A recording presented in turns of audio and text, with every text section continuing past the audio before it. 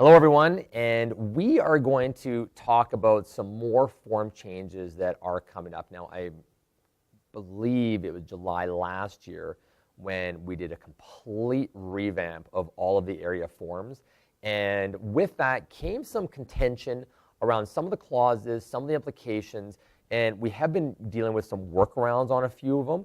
And the good news is that area and the forms committee have been listening, and they have made a lot of things a lot better. So here's what we're going to do. I want to take you through some of the form changes that are coming. In fact, we're going to go through all of them. There's 7 in total here, and we're going to make sure that you understand exactly what is coming down the pipe so that July 18th isn't a surprise and you guys will be ahead of the game. So let's kick right into it in the interest of time, and let's have take a look at the first one. So area did send out an email. I don't have the email copy here, but you can see that they attached, there were some links to some PDFs in here. Read these. It gives good information. They're all one-pagers.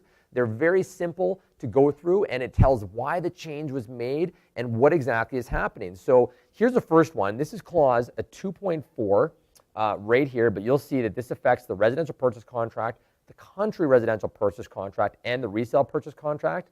Now, the current clause here is basically saying that on completion day, the property will be in substantially the same condition as it was when the contract was accepted. The change that's being added in here is that the seller represents and warrants that the property will be in substantially the same condition. The reason this is in is because the terms of the contract could be interpreted as being met as soon as the property closes, meaning that on completion day, everything's done, the seller's obligation is relinquished as opposed for the property being in substantially the same condition. But now they're adding in this thing that says the seller warrants, which is a seller's warranty which persists beyond just the close date. So now the seller has a little bit more obligation to ensure that the items that they said were going to be the same are deemed true after the completion date. So that's an important distinction that you understand, subtle but important.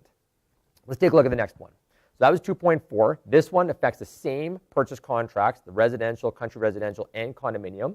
Clause 4.5, this was interesting because this was almost deemed to be, there's these 2 different types of conditions. There's a condition precedent and a condition subsequent.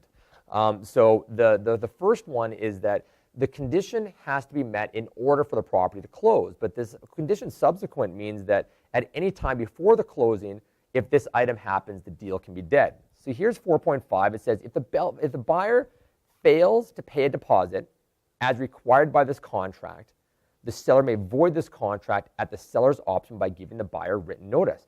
So here's what could happen, is that if your buyer gave the deposit, but it was late, then now the seller was the buyer's put in sort of this limbo state where the seller may get cold feet at one time and say, actually, you know what, you didn't deliver this deposit as required by the contract exactly. So even though we accepted it, we're walking away.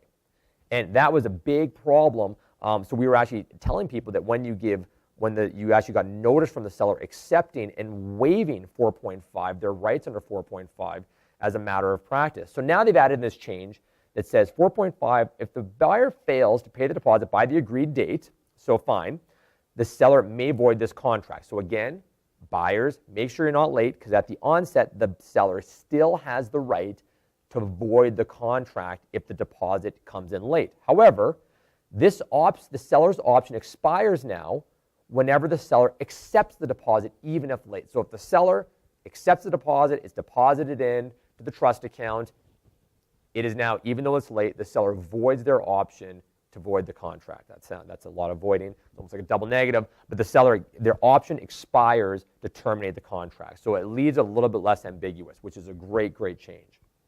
All right.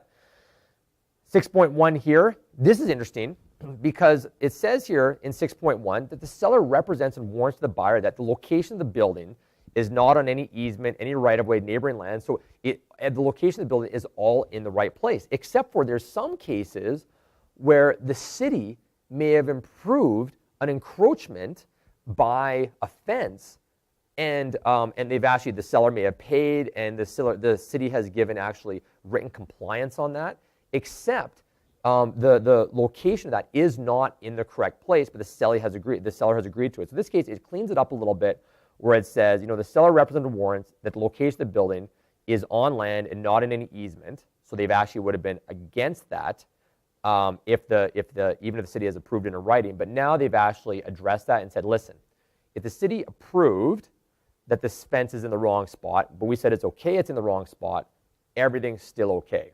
So that's the gist, is that even though the fence may actually be in the wrong spot, the city says, all right, we'll let it slide. And that's been addressed now in the contract.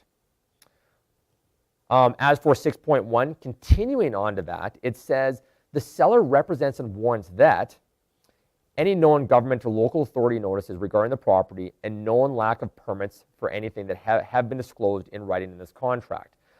It goes through to clarify again that, that for any developments of the property, no one to the seller have been disclosed. So it goes through and says, you know what, the seller can only disclose things that are known to the seller. It just cleans it up as making it more clear. 7.1, this is getting into the dower consent and the dower rights. So the current clause goes in and says, all right, the seller represents and warrants that to the buyer that no spouse has dower rights to the property other than shown by, and goes through and gives our normal terms. Also, it says that the seller, this becomes almost like a condition where the seller has to provide proof of dower consent to the buyer. The seller has to provide it to the buyer. This is great because now, as soon as the buyer accepts it, just like the deposit, they no longer have to worry about the buyer canceling the contract, even if it's late.